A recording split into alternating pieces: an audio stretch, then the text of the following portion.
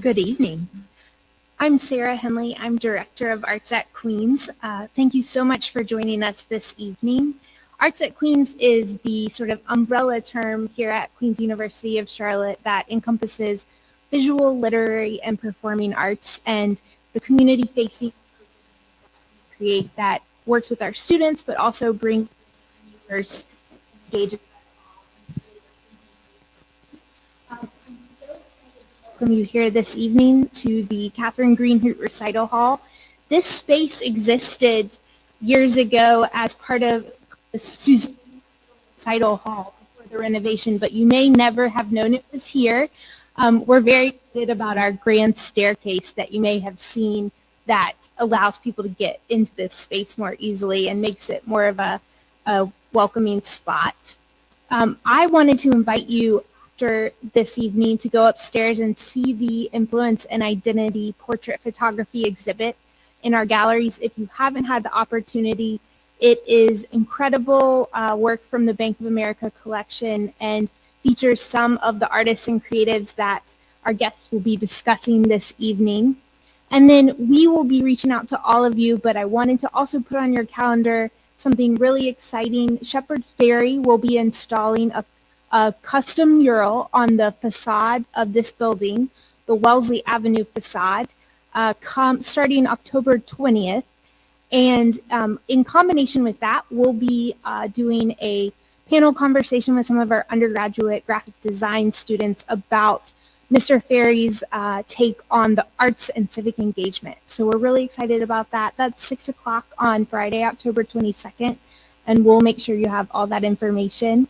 With that, I would love to welcome Hillary Burt, who joins us from SoCo Gallery and Sphere Series.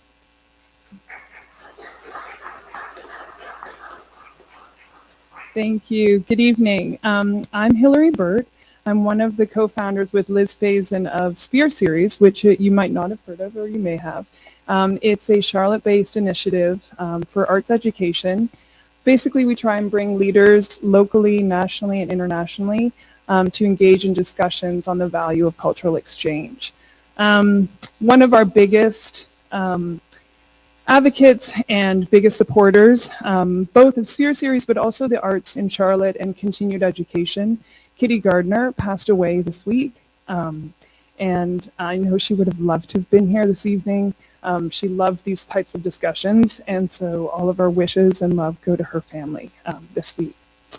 We're very grateful for CU for finally getting this together. We had planned for this in March of 2020, so we're really pleased that you all could make it this evening. Before I introduce the panel, I wanted to let you know about our newest initiative. Sphere Series has partnered with the Mint Museum to provide an art history survey class in 2022. We will be going from the beginning of time to contemporary, and they will be lectures given by our local curators, but also professors from the region and nationally and internationally. So if you want any more information on this, please look out for that coming into your inbox from the Mint Museum, or you can go to sphereseries.com and find more information. We'll start in February 2022 with 8 lectures on ancient art. So I'm honored to present the panelists this evening. First of all, we've got CU Challenge Lipton, who's the Executive Director of Art, Design, and Music here at Queens. We have 2 art history students who will be helping moderate, Astrid Bridgewood, and Katie Pittman. And our panelists. Over here we have Brian Butler. He is Professor of Philosophy at UNC Asheville. We have Alice Sobrell, who's behind me, who's the Director of Preservation at Black Mountain College Museum and Art Center. Julie Caro, who is Professor of Art History and Faculty Director of the Undergraduate Craft Studies at Warren Wilson College. And finally, Jay Miller, who's Professor of Philosophy at Warren Wilson College as well. Thank you so much for being here tonight.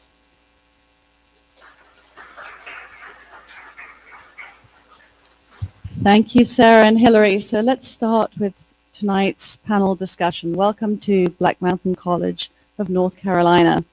First of all, I want to set the scene. So Black Mountain College was founded in 1933 and closed in 1957. It was the rise of Nazism in Europe. The famous Bauhaus School in Germany closed. And then we also had in the States the rise of McCarthyism and also the Great Depression.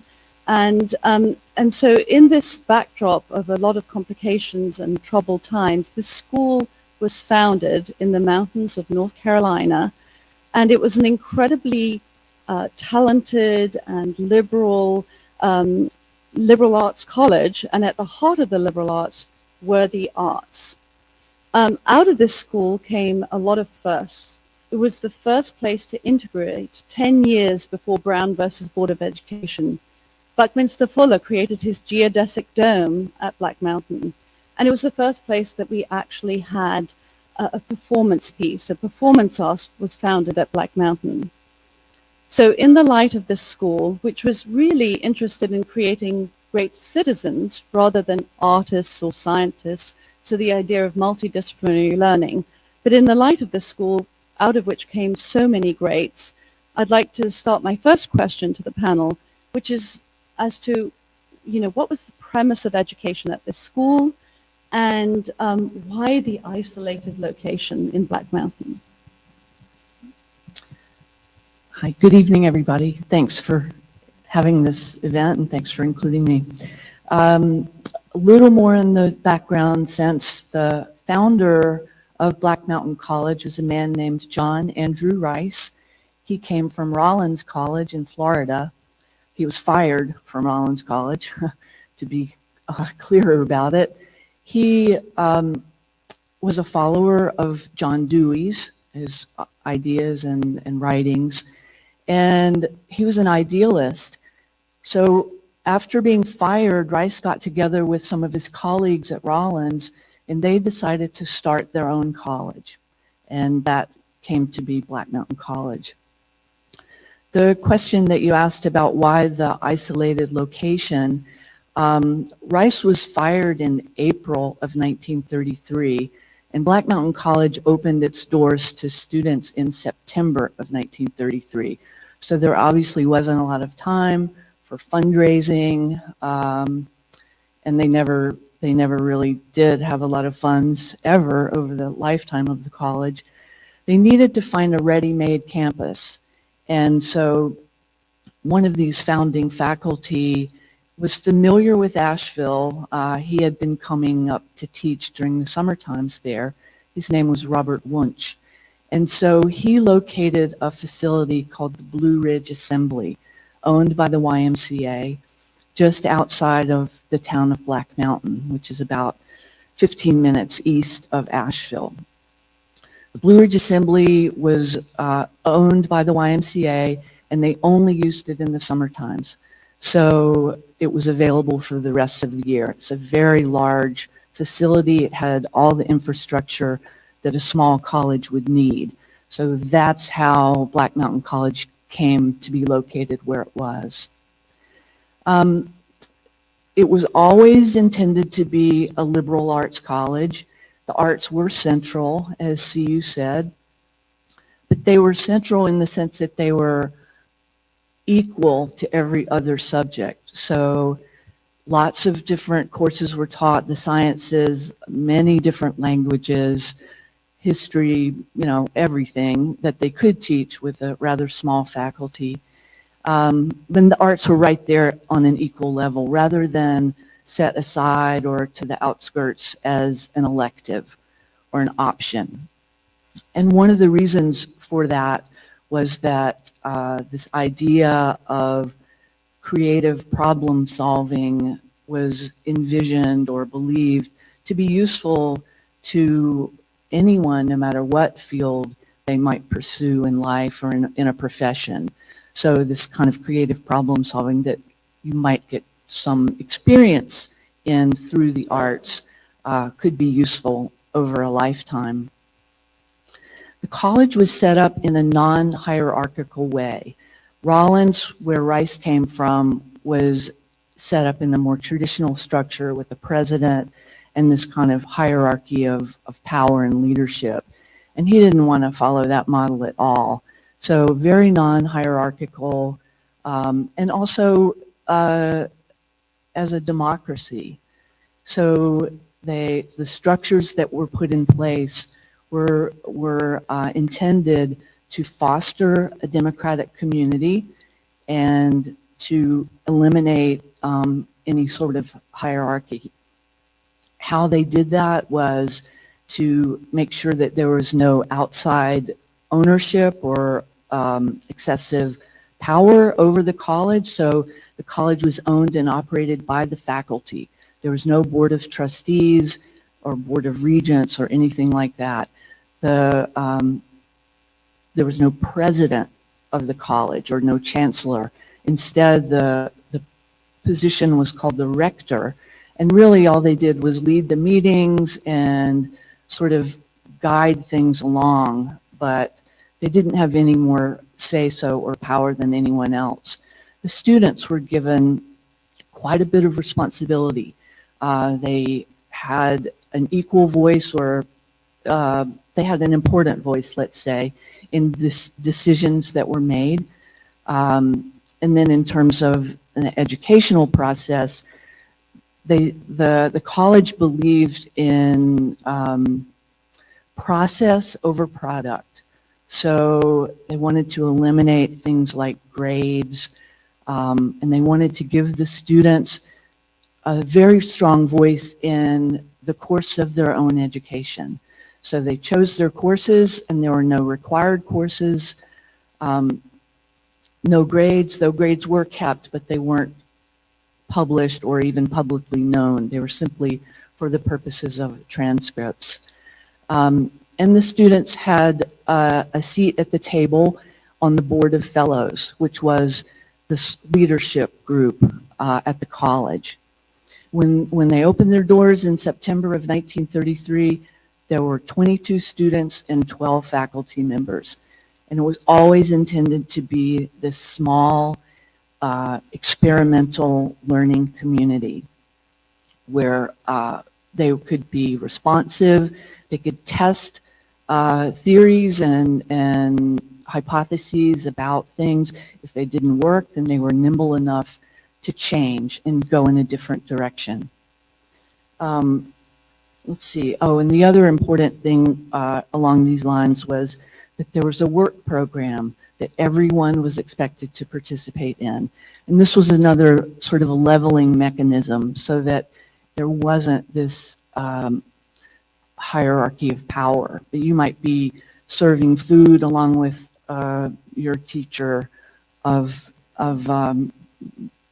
theater or drama or art. You might be maintaining the roads with Joseph Albers. So it was a very important way that the community spirit was fostered, and everyone felt a deep sense of that community and an investment in its success. And I'll just close with a quote that I really love from Joseph Albers, who was the faculty member brought over from the Bauhaus to lead the art program at Black Mountain College. And that is, to educate is to bring the totality of the individual into relationship with the totality of society and community.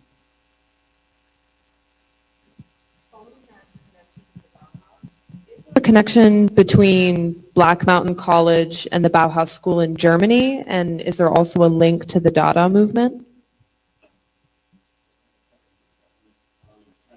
Already been mentioned, as Alice said, Albers was the first Bauhaus master to make it to the United States, correct? And it was fortuitous that John Andrew Rice, being Dewey's student, was looking to center the curriculum on arts, but a specific type of arts, the hand-on type of arts.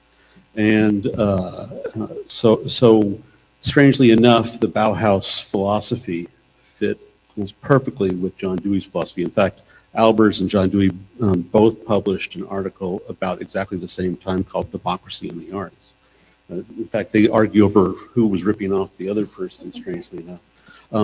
But very interesting. So there's clearly a Bauhaus connection, but what's so interesting about the Bauhaus connection is that they also had a philosophical connection, right? So, you have Albers showing up, you have Gropius showing up, you have Breuer, you have a very strong Bauhaus contingent, Andy Albers as well. And there's a great picture of Joseph Albers up there, if you want to see, at Black Mountain College. Now, there seems to be more than one Black Mountain College, though. So one of the ways to think is that it changes. And so while it seems like at the start, it's very Bauhaus oriented, and the Bauhaus and Dewey overlap. And I think I'm sure we'll talk about that more often, how that deals with curriculum and stuff. Later on, I don't think the original group would have said they were Dada.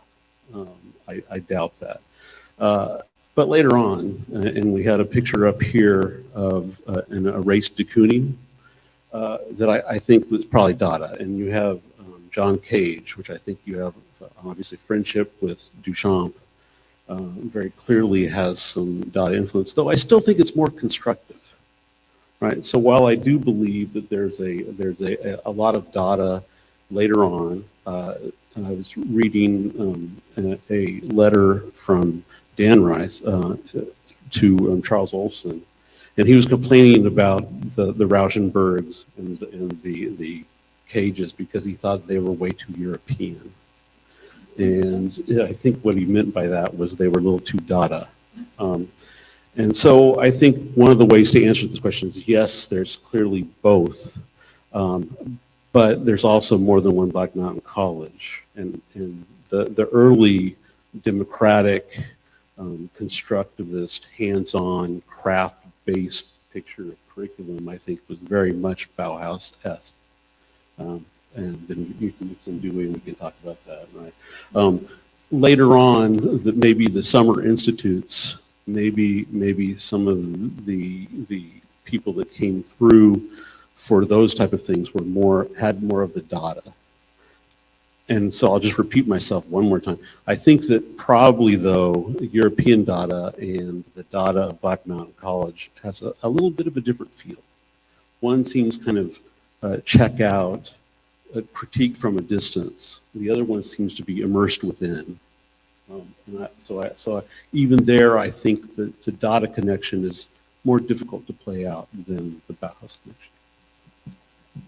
I wanted to maybe just add something to that because I think you're right about Black Mountain College, and I wonder if it might also be worth saying that there were also two Bauhauses, and you wonder where Albers was in this. So the original Bauhaus was predicated on this idea of integrating all of the arts. It had this kind of medieval tradition, right? The Bauhaus was, the artisans, the guilds, and the way that they conspired together to create cathedrals and buildings. And it was that was the original idea of the Bauhaus. And over time, and particularly with a lot of the political strife, it evolved into something else, which was really about industrial mass-produced design, so affordable design in commonplace settings, people's homes. And that was a very different kind of Bauhaus, and that's where Albers was when ultimately in 1933, under political pressure from the Nazis, the Bauhaus had to fold. And you have to wonder if Albers, in making the decision, because when he came to Black Mountain College, he also had the opportunity to go to Yale, I think at that point. There was another offer on the table, and he went to Black Mountain College without even knowing any English or even where Black Mountain or North Carolina was. And you have to wonder if he saw in that the potential to kind of reclaim that original identity of the Bauhauses. So there's two Bauhauses being part of that. I think there's a lot of truth to that because he had a lot more control then too with the creativity, right? Control within creativity. Because I had one quick question, sorry, about as far as the Dada influence, what about the first performance pieces with John Cage and Les Cunningham and Rauschenberg and MC Richards linking to like Hugo Paul's rantings? I don't know if you, there is a difference, absolutely, but something there? Oh yeah, and all the Duchamp influence quite clearly, right? The chants, you can direct line. Absolutely. They were Antonin Artaud's theater in its double had just, well, they were paying attention to it, and MC Richards translated it from French to English, so it was circulating around, and this some of those ideas, I think, percolated up in that event. So, sorry, as a student at Queens, I'd like to know why students would choose Black Mountain, and how did most parents respond to these choices, and what did this liberal arts education look like in like a daily schedule for each student?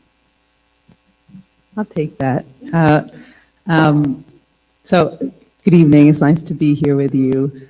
I think that's a great question for you to ask, and you think the students at Black Mountain College, really they were seekers. They were looking for something different than the status quo. And that goes all the way back to those original students from Rollins who, it's quite incredible to think a professor gets fired for being kind of too radical. And you could see maybe, how that might play out. But not only did some of his colleagues come with him, but a whole bunch of students also said, we want something more radical too.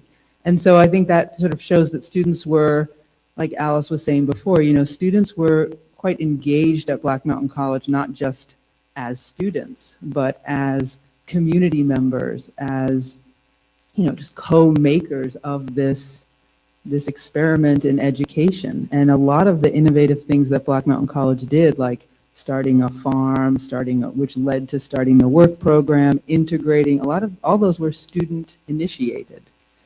So, and I think the way that students got there, you had that initial group, but when you sort of look in the archives, and all of us who come from Asheville, we all are so lucky to be interested in Black Mountain College and get to take advantage of all the resources. We can go to the 2 original campuses and see what those were like.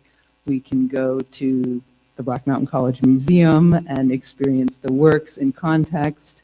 And we can go to the archives. The papers of Black Mountain College are quite extensive, and they're housed in Asheville. And there's one of the great records there. I was hoping I would get this question, and I brought some things with me.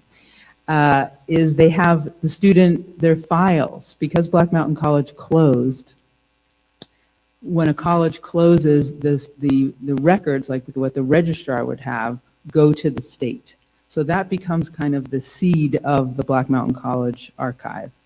And so you can actually go back a couple of years ago, they declassified the student files of students who are deceased, and you can actually look at their application. That actually does have, and their course, all the courses that they took, and it does have their grades, although the students were not told their grades, but they were recorded. And I think that was in case the students wanted to transfer and go somewhere else. And so I copied a couple of things out. Because on the student application, there's a question which says, hang on, what do you expect to gain by attending the college? And so I copied a few that I thought would be interesting. This is what Robert Rauschenberg said. He said, very valuable help, underlined, from Mr. Albers in painting and art in general. A richer understanding of being with people working together, a chance to mature as an individual, pleasure from the harmony of a working progressive organization. And he had come from, a more traditional art school. And I think that's just typical of what you see students, they're not only wanting, a lot of them say, I want to work with Joseph Albers, because they know that from reading about Black Mountain College or hearing about it. And actually a lot of the artists and other people who come to teach at Black Mountain College, particularly in the summer, when a lot of artists came there to teach in the summer, they were intrigued to come because they wanted to also sit in on Joseph Albers' classes. But I think there's also this idea of like wanting to be in a progressive community, wanting to learn in a way that was really different. And, you know, I think that idea of democracy and community, that education didn't just happen in the classroom, because everybody was living there in this remote, beautiful, beautiful rural landscape setting. You know, you had your classes, but then, everybody ate together. So you might continue class over lunch or over dinner. Max Dain, who was a beloved math teacher, he was very famous for he loved to hike. And so math class often took place on a hike up the mountain. And even things like, they did everything together. They even entertained themselves together. So on Saturday nights, they'd have a dance together. On Sunday evenings, they might listen to records or go have a picnic. And so education sort of happened in really just in life, in being there. The other aspect of education there, which was quite unique, I think, is the students lived kind of communally in almost like a bunkhouse. I mean, now the Lake Eden campus of Black Mountain College is a boys' camp.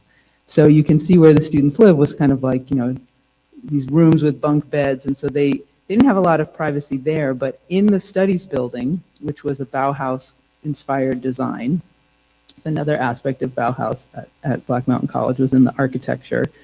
Each student had their own private study. And so it was their space that they could decorate how they want, they could study there, they could read there. There's lots of accounts of parties there in their study rooms. And so they got to kind of have that sense of, I think respect and ownership, that they had their own space. Usually that's what you get maybe if you're a senior, you might get a carrel in the library, your own little desk, but they had their own study. I'm not really sure what the parents thought, although I could imagine that some parents were not too excited about their students. Some students, left Princeton or Harvard, they got fed up with it and they went to Black Mountain College, where there were no degrees given. I did want to read, there's a great account, there's a lot of accounts of what it was like to study there, but this is an account by Bob Murphy, who went there during the summer. And I should say also that, to go to Black Mountain College during the year as a student in the liberal arts college was quite different than going as a student in the summer, because in the summer the college really did kind of, for many years, particularly when Joseph Albers was there, kind of turned into an art school. And they would bring in, sometimes it would be high school students would be able to come, or students from other colleges would just come for the summer. Albers invited a vast array of different artists to teach. Let me just read you a little bit of a letter that Bob Murphy wrote to his fiance back in Florida. This was a typical day during a summer art institute. He said, "I worked until almost 1 a.m. on a construction problem for class this morning. I will tell you something of the system of classes and teaching here. First, the courses are painting, design, color, sculpture, woodworking, and advertising. Classes are 3 hours from 9 till 12 and 2:30 till 5:30. I have 3 hours each day with no classes on Saturday." He talks about what he does with Joseph Albers, building things like pyramids, Japanese lanterns, camera bellows. This is working with paper. And then he says, "There's also a work program in which all participate. Today I spent 2 hours chopping trees and tall grass for exercise. The tennis court is too damp for play, so I've missed my noon game for a week. We eat supper at 6, and 2 or 3 times a week we have an hour of dancing. Saturday night is party night if you are fortunate enough to be invited to one in the studies building. Sunday is spent usually very quietly. The evening meal is a picnic style in small groups, usually off and up some mountain. Sunday we had a classical concert with everyone stretched out on blankets under the moon. I wish you were here." Thank you, Julie. I think I want to go there. So As you were speaking just now, the arts were very prominent, and the arts were seen as, at least initially, as at the heart of the liberal arts at Black Mountain College. And so many famous people, right, emerged, from Rauschenberg, we've mentioned, to Ruth Sauer, John Cage, Merce Cunningham, etc. So I'm wondering why you think that happened, and sort of talk a bit about that. I'll take that one. I think it's a great question, and of course that's part of the allure of Black Mountain College, is that so many amazing artists emerge from what seems like the most unlikely place in Western North Carolina that had major influences on the shape of modern art in New York and beyond. The first part of the question about how that came to be, how that happened, is, I think, unanswerable in a sense. That how did all of these artists come out of Black Mountain College? It really is just part of the magic of it, that something conspired, that this creative environment somehow produced, and I really don't know what the formula was. The important part of it was, of course, that the arts were at the center of a liberal arts curriculum. Though I noticed in your question, you framed that with a qualification. You said initially, and I think that speaks to in some sense, the two Black Mountain colleges that Brian referenced. That was originally the idea, and as Brian also mentioned, John Rice's ideas were very much influenced by John Dewey, and I think this is initially where he had this idea that the arts have to be at the center of a liberal arts curriculum. And so he's very much invested in this, even though he really doesn't know much about art. He admits this, but he says openly, I don't know why, but I know that I have to have arts at the center, and I don't know who's going to do that, but I have to find the right person for it. And of course, that person was Joseph Alberts.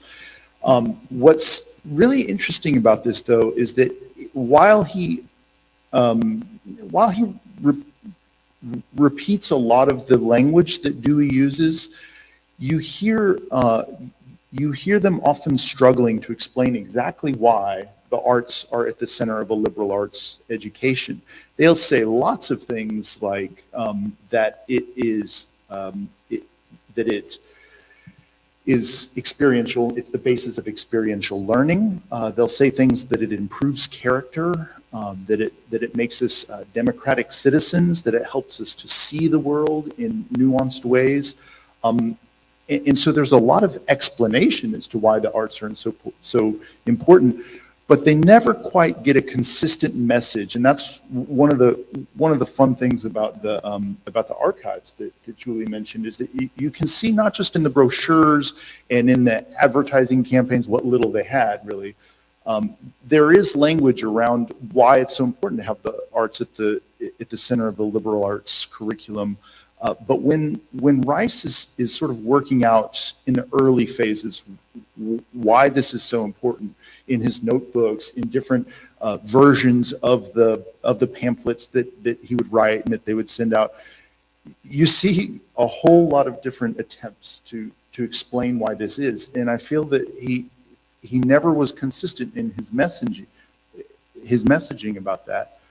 I think that when the college started and they decided that the arts would be at the center, and maybe even prioritized. So Alice mentioned that the arts had equal status with other courses, but sometimes it was actually prioritized. The arts sort of took precedence over other classes. For example, you couldn't schedule a class that conflicted with the existing art classes. I think it's taken as an article of faith, that there was just this profound belief that's what would work. And I think in response to your question, I think that students saw that the arts being at the center was so important that they already believed in that the people who came took this as an article of faith, and that it worked out. And in fact, over time, especially with the implementation of the summer programs that focused exclusively, well, I guess primarily on the arts, there was a real question and a real tension at Black Mountain College about whether to just shirk their identity as a liberal arts college and become an arts college. And that was a struggle that existed at least in the second half of Black Mountain College's existence. But I think it's important to always, when in talking about Black Mountain College, recognize that it was a liberal arts college. It was supposed to bring the whole package together. And I think that that's distinctive of Black Mountain College. I don't know of anywhere else that puts that much emphasis on the arts. I mean, even the Verclair, the early courses they all had to take, right? And you have to think about the times, right? If we're thinking about Nazi Germany and then moving to McCarthyism and whatever was happening in the States versus Europe, the intellectuals and artists were very much targeted. And I wonder if this is defense of somewhere in the world there is democracy, and somewhere in the world the arts can bring that questioning, that failure that's all ingrained, but separate from what's going on. So we've touched on what life was like at Black Mountain for students in the everyday, but what was it like for women and minorities at Black Mountain College? Is this on? Yeah. Well, we talked about earlier that, there were a lot of firsts at Black Mountain College. It was the first college to integrate. And I think also, because there was a kind of egalitarianism there, a kind of interest in community and democracy, there were also a lot of opportunities for women students who took a lot of leadership roles. A lot of women taught there. But interestingly, thinking about women first, you see a lot of women working at Black Mountain College, starting with Ani Albers, right? She comes in with her husband, Joseph, who's the one who's really been hired to teach and head the art program. But she was a very accomplished artist herself. She was also a teacher at the Bauhaus.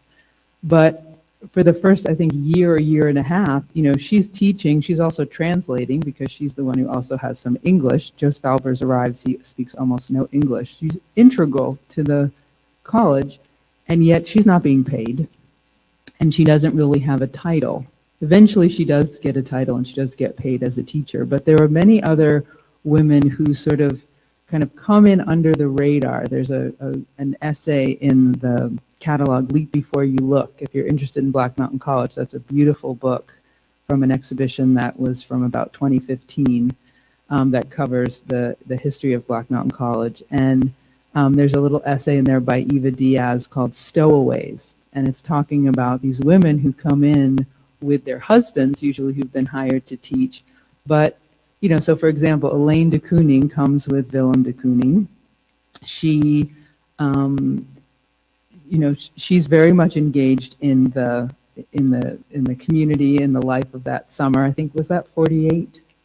And, the famous photographs of the first Buckminster Fuller dome when they're trying to erect the dome and it doesn't work. But I don't know if you had that photo up there, but there's, she's clearly in charge of what's going on there, not Buckminster Fuller. So, and she was in the play that they did, The Ruse of Medusa. So, she's engaging. When Gwendolyn Knight came with her husband, Jacob Lawrence, she taught, informally, she taught modern dance in the dining hall. She had been studying with Martha Graham in New York, and she taught the students dance, which I think is really interesting because that's 2 years before Merce Cunningham comes. So she was really the first one teaching modern dance at Black Mountain College.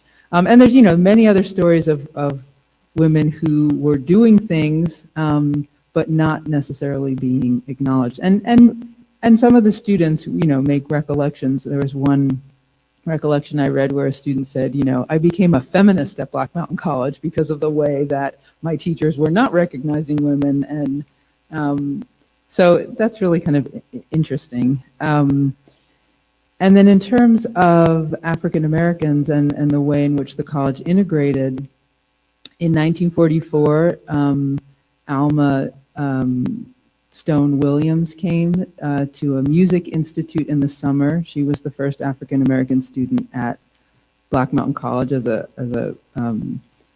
a again, remember where this school is. The school in 1944 is in the South, in rural North Carolina, under Jim Crow segregation. many of the women talk about coming to Black Mountain College, again, through those kind of networks of knowing someone or wanting to have a more kind of liberal, open experience. I would say, I don't know if this is exactly true, but most of the African American students who came, and maybe it was about a dozen and a half over this period in the 1940s when the college was actively trying to integrate, they were all invited. And I think all of them were also invited on a scholarship. So the Julius Rosenwald Foundation, which funded lots of schools in the South and lots of other awards and programs for encouraging African American achievement in different areas, they funded both the hiring of African American professors like Jacob Lawrence and also Black students. So, but then, they also talked, the students who, a lot of them, they're, again, in the archives, there are recollections where they talk about really finding a very nice community, having a very nice experience, but also recognizing, that they were pretty much not going to leave the campus because they didn't feel that it was safe to do so. And I've done a bunch of research on Jacob Lawrence, the African-American painter who came in the summer of 1946 with his wife Gwendolyn Knight. And there's a lot of his, really their recollections of being there that summer. And, they talk about, again, why did they want to come? They wanted to come because they were intrigued by Joseph Albers and the Bauhaus, but also wanting to have this experience in nature. They're living in New York City and wanting to kind of have this is 1946, right after World War II, and wanting to have a kind of nice respite in the summer, and feeling a nice sense of community there, but also, being very clear that they weren't going to leave for those 8 weeks that they were there.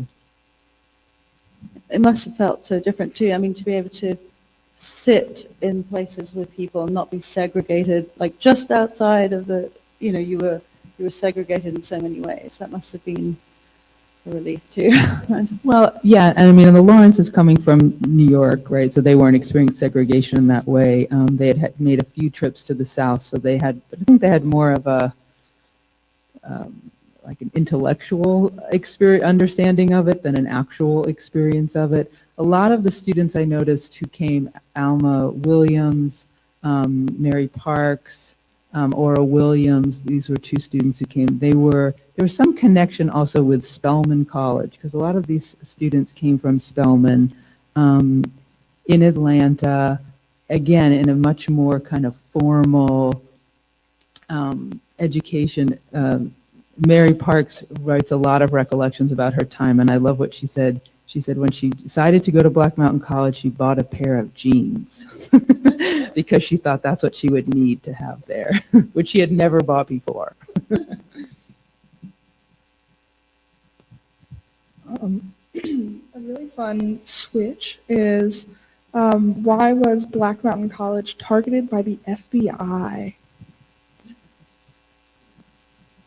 I'll take that one as well, because this is actually, a lot of this has fairly recently come to light. Some of the documents that had been collected on the college generally that was investigated, but also specific people at the college, specifically Buckminster Fuller. So we have these documents now, and we can see what they were up to. And in one sense, I guess from our perspective, we think, well, yes, of course, the FBI was interested in Black Mountain College. It was this sort of weirdo convention out in the middle of nowhere. Surely they were up to some sort of communist activity. I mean, this was the McCarthy era. They were paranoid, and when people were doing these kind of off-kilter projects, they were suspect. And so the college, there was the pretense of looking at the college for their use of GI Bill educational funds.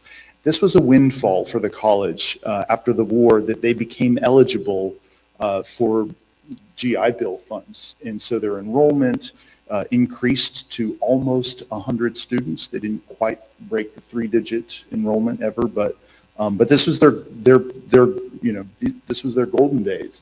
And so they got a lot of students and a lot of different kind of students. And so they were doing well there for a while, and then there was a question of how long these funds would continue. And so there was this, at least a pretense of questioning whether the college was using the funds appropriately or whether the funds should even be diverted to a school that lacked accreditation. And so there was a sort of a general investigation, but there were also an investigation of individual figures. And you can just go online and Google, the Buckminster Fuller FBI file at this point. It's available, but digging through that is really quite an amazing experience. If you get past all of, it's all still redacted and whatnot, but the parts that are there are just it just shows the futility of these McCarthy era pursuits of illicit, enemy activity. It looks ridiculous, especially on someone like Buckminster Fuller, who, after you read through this very long, manuscript, you realize that Buckminster Fuller is the most American person there. I mean, he is the biggest advocate for American-style democracy. I mean, he is apple pie, and yet they were convinced that he was working for the Russians, based only on the fact that he had done some of his, crazy lecture-style science poetry in Moscow, I believe. And so they had tracked him for, they had a mole placed in Black Mountain College for several years. There's speculation as to who it might have been. I don't think anyone knows definitively. But you read through this and you're like, wow, they certainly wasted their resources on a guy like Bucky Fuller, who was like an all-American. But I mean, the simple answer is that, yeah, it was, what they were doing was weird and therefore suspicious. And there's this great interview with Bucky Fuller years later. Mary Emma Harris conducts the interview, I believe, and she asks a version of this question, and it's amazing because Bucky says, and I can't tell if he's being funny here or not. He says, well, it was the McCarthy era, and they were trying to find all the communists. So of course all the young people were interested in communism at the time. Right? He says this, and he says, but maybe if you were a communist, the hills of Western North Carolina was a great place to hide out. And that's his answer to the question. I would have loved to see the reaction of whoever was the plant when they realized what they'd gotten themselves into, and they're just looking around saying, this is not what I thought was going on.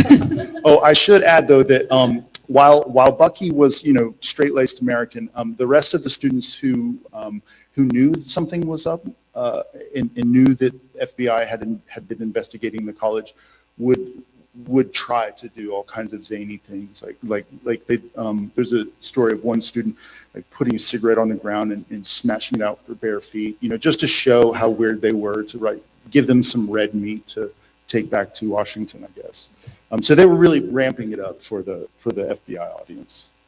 Did that FBI investigation tangentially have anything to do with the German influence on campus? It could have. I feel like there were a set of suspicions. I mean, at that time it was all communism, right? Anything that gave off a whiff of communism, real or fabricated. But there was actually some concern at some point about a connection to Nazi Germany. And it was very little. I forget the instructor's name. Alice, do you remember who the instructor who had given off some connection to Germany? There was something there that was suspect, but I don't think that anything ever. Well, I know that the one faculty member who was an avowed communist, and I don't know if that's who you're thinking of, his name was Karl Niebel, or Niebel, N-I-E-B-Y-L, I believe. And he wasn't at the college very long. I don't think it had a whole lot to do with being a communist, but that he was just a very difficult person. And then M.C. Richards wrote a poem after he left or was asked to leave, and the title of it is How a Man Eats is Political. So it's like just using, whatever's available to do your work. And I think also I mean, when you think of it, a lot of people might have had communist leanings coming from Europe. I mean, you just would have, I mean, depending on where you were coming from. So, in that light of the FBI impact, what happened to Black Mountain College? Why did it close, and what really is its legacy? Legacy.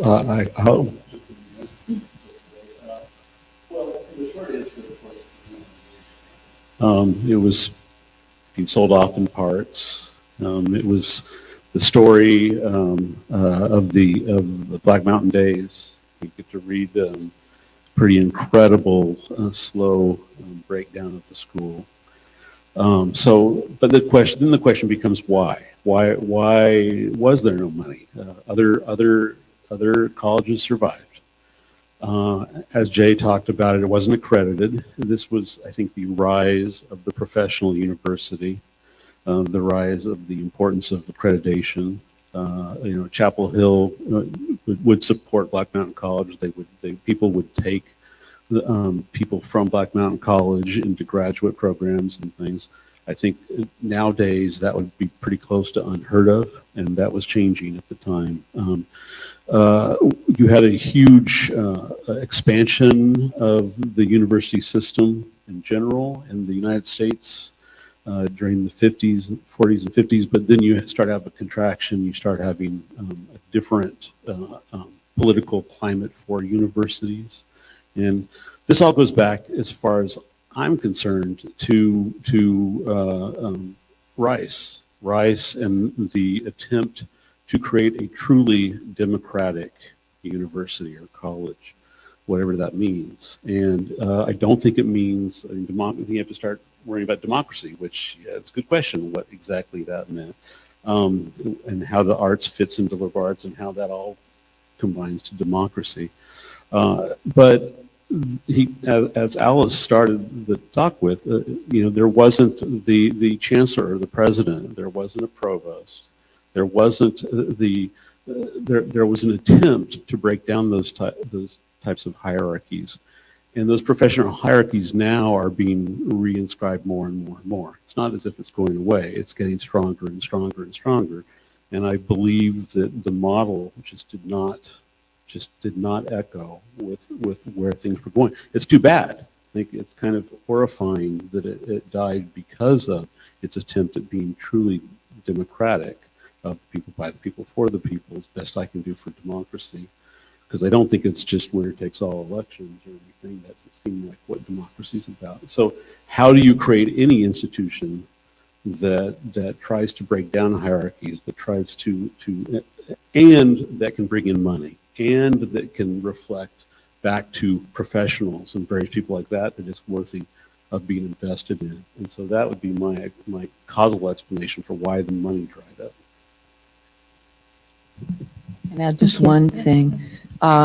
They tried to get into the GI Bill program after the Korean War because they knew that the GI Bill after World War II had been such a huge success for the college and for enrollment, and they were unsuccessful in doing that. And so that was another sort of not only revenue stream that dried up, but pool of students. So the college just kept shrinking and shrinking and shrinking. And then finally they just looked at each other and realized it's not sustainable anymore. We're going to have to close. And could we maybe also add to that Charles Olson and place some of the blame squarely on Charles Olson, who is many things, but a balancer of books is not one of them, who, whose bookkeeping in the end became sloppy. And I think that at least that's what we take from Duberman, and a lot of documents seem to point that Charles Olson sort of let it go.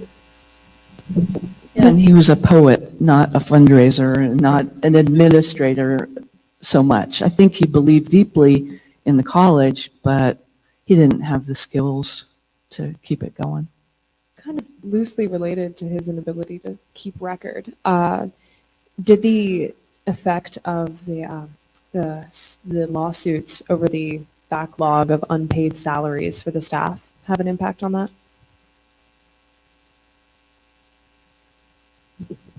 think so, yeah.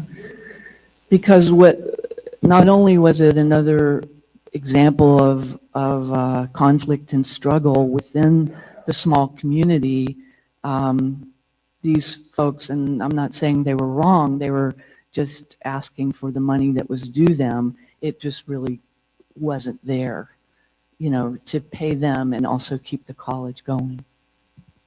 One of my favorite discussions that we've had in our seminar course with CU was the final night of Black Mountain College.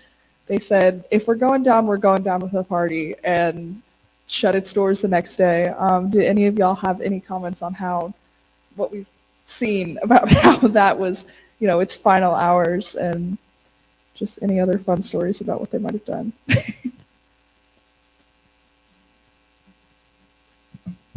You're the expert on the parties at Black Mountain College, right? There were a lot of parties at Black Mountain College. I mean, one little story I heard, which I don't know if it's true or not, was that they were, eating the fish out of the pond. I mean, they ran out of food. They didn't have any money or anything to eat.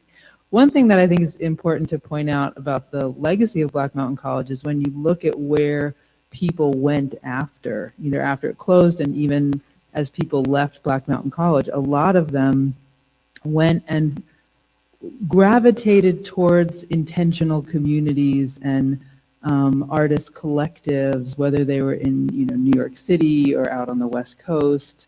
And so that, I think, is a way that kind of the spirit of Black Mountain College continues and created this legacy either by these artists some of them who became famous, some of them who just went on to live, nice, interesting lives. And every once in a while you'll run into someone. I was in Taos, New Mexico, and I was in an art gallery, and I just started chatting with the woman there, and she asked me where I was from and what I did, and she said, "Oh yes, I went to Black Mountain College," and I forget her name, Rena, yeah. And that was just thrilling for me to meet someone who had been there. But she didn't go on to be super famous, but she talked about driving around the country in the countryside with John Cage and Merce Cunningham looking for a party. So if I could jump back in with that, it's surprising where you find Black Mountain College people. I have a pet democratic experimentalism theory, and the kind of the person that really pushed that, Charles Sable, who won a MacArthur Genius Award for that, was up at UNC Asheville, and we went to the museum, and he looked around and he realized that his mentor of industrial organization, I can't come up with his name, it's embarrassing, I shouldn't have told the story, but he said he went to Black Mountain College. That was where he got his kind of industrial democracy ideas, straight to Charles Sable, who's doing incredibly interesting democratic experimentalism right now. And so it's not just the arts. It is amazing the things that you find. Bell Labs. What was the person that did the experiments? The dome. No, the cinema domes inside. Stan Vanderbeek. Yeah, Stan Vanderbeek, straight to Bell Labs, right? Straight to doing computer animation and various things. It's amazing. It's their rabbit. You go down a rabbit hole constantly when you're studying Black Mountain College. You find people bubble up, and you're like, really? There's very few students, and all of a sudden they're right in the middle of Charles Sable's at Columbia. And so it's amazing how the pedagogy influences, other than, of course, in art, in the intro to art classes where you do the materials class, which is straight Albers, straight from Black Mountain to Yale to everybody else. There's a great book called Sprouted Seeds, an anthology of personal accounts, and it's made up of individual reminiscences by folks who were at Black Mountain College. And I think that metaphor of the sprouted seed is really perfect, and I think it's what we're all thinking of now, is that this experience of being at Black Mountain College was so deeply affecting to so many people that when they went out into the world and followed whatever path they followed, they were a fertile seed, and they carried that potency into their lives. And some of them went into education and became teachers, and then, of course, their students were influenced by the college in kind of an indirect way. There's so many stories about that. And I've met a number of alumni, and it's just inspiring how many of them look to their time at Black Mountain College, whether it was a summer or multiple years, as being sort of the pivot point or the turning point in their life that sort of they changed course, and it stayed alive in them for the rest of their lives. So Alice, with that, let's ask our last question, and then we'll open up to the audience. But tell us what Black Mountain College Museum and Arts Center is doing to keep the spirit of sort of Black Mountain College alive. We were founded in 1993 by Mary Holden. She had been living in Paris, though her family was living in Black Mountain because her father was the president of Warren Wilson College. And so people over there would ask Mary where she was from. And when she would tell them, there was this inevitable strong reaction, because the understanding of the importance of Black Mountain College is very present over in Europe, particularly in the urban centers. And that's, I think we can think about the Bauhaus as probably the primary reason for that, but also maybe just a little bit more acute cultural awareness. So Mary eventually returned to North Carolina and founded our museum. And her vision was to create a lively museum and art center where there would be exhibitions and programs of all kinds, a very active publishing program, and lots of performances. And so we've stayed true to that original vision. Everybody on stage with me tonight has been centrally involved in our work. We have an active exhibition program. We still publish books and catalogs. We have an annual conference that Brian founded, and it's coming up in November this year. We had to skip last year, of course, but this will be our 12th annual conference. It's called Reviewing Black Mountain College. We do an event in the spring called the Rehappening, which is a way to engage contemporary artists with this important and exciting legacy, and let them show us the ways that Black Mountain College is living in their work and in their lives. So it's an event with performances and installations, and it's incredible, and it takes place at the Lake Eden campus of the college.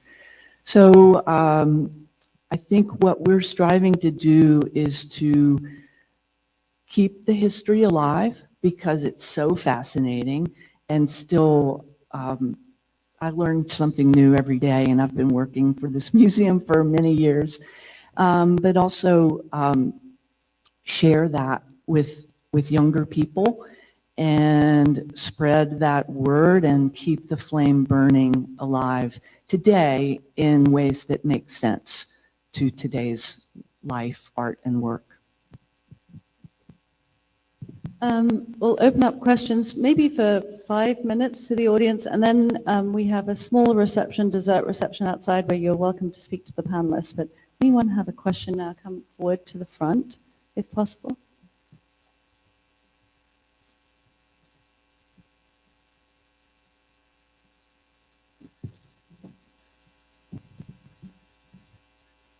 Thank you, everybody, for coming out tonight. Very insightful. I was fortunate to spend most of my summers growing up in Black Mountain. Always found it interesting to follow the history of the music of the town. Talk a little bit about how not only Black Mountain College, but also Warren Wilson, Montreat,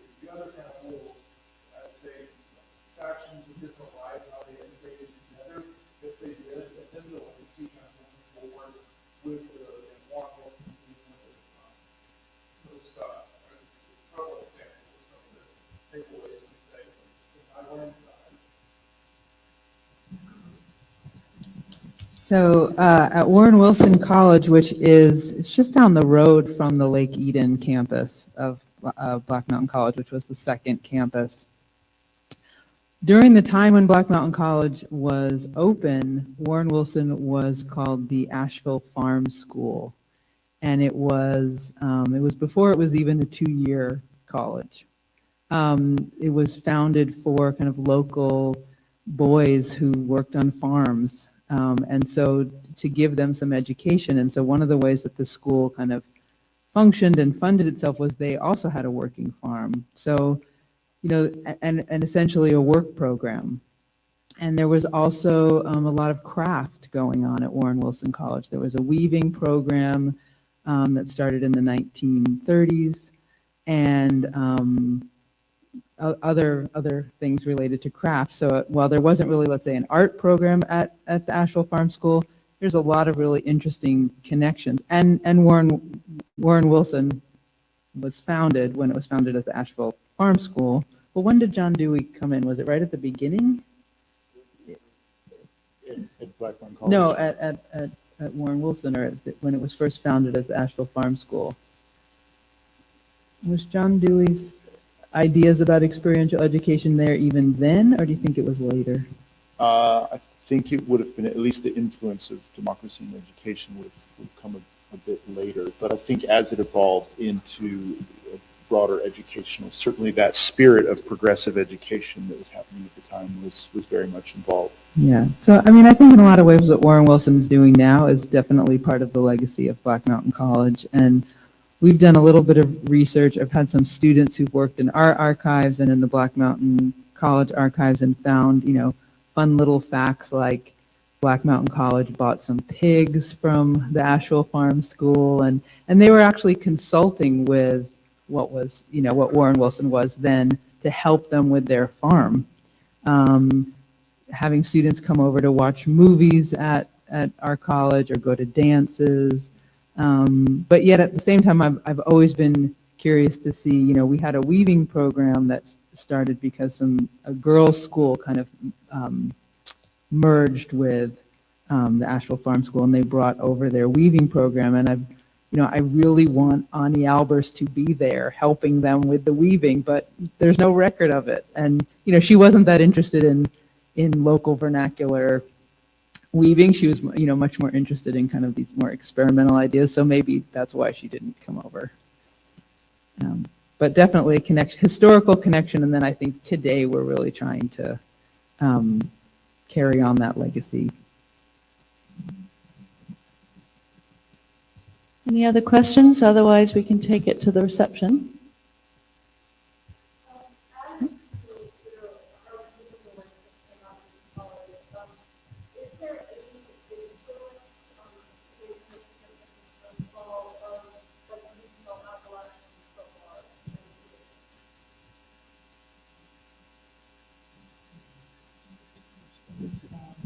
On the artists working at the college, is that?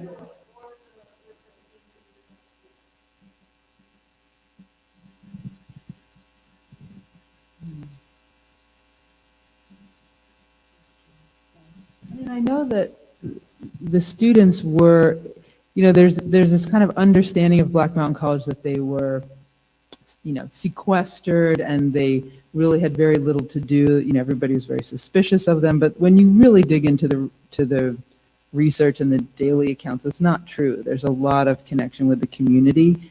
And so I think there was, you know, I think in other ways, like with music and they had a radio program where they were, you know, interested in local Appalachian culture. And so I wonder, like, even with the ceramics, I'm not sure how much they were impacted.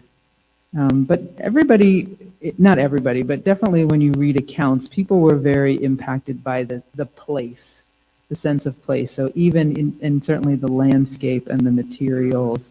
So even if they weren't necessarily connecting with, you know, local artists, I think they were impacted by Appalachia, by the place. It is kind of interesting, just, I don't know if this is really relevant, but they were more influenced maybe by Mayan work than they were by maybe Appalachian work. So they weren't against leaving the modernist realm.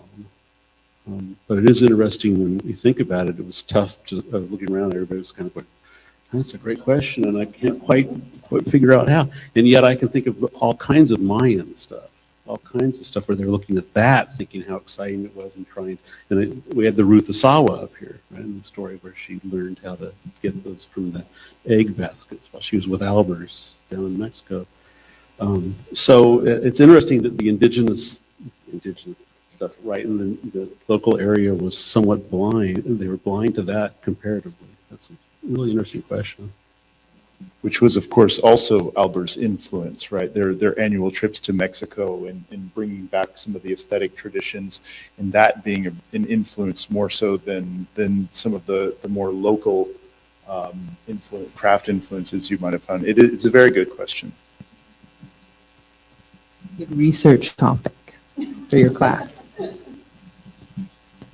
Do you think there's something to say that they're taking these influences from, like you said, the Mayan culture, from other places, and not having a very Eurocentric focus? Because like when I think of studying the past and thinking of those influences, mostly like Grecian or things like that, the more elegant style. And do you think it was maybe Albert's influence and their different way of thinking that instead of going for the traditional Renaissance, they were going in the complete opposite direction? Yes, but I think they were still studying the Western tradition. When you look at the curriculum or look at, I mean, Albers is obviously coming out of the Bauhaus. He's doing things not in a traditional, academic art. He's doing it in a more modernist way. But I went back and I was, at the Albers Foundation. You can look through his notes and you can look through lectures that he gave or exams that he gave, and he's still talking about the Western tradition. It's still there. But the approach, the kind of pedagogical approach, is not the academic Eurocentric approach.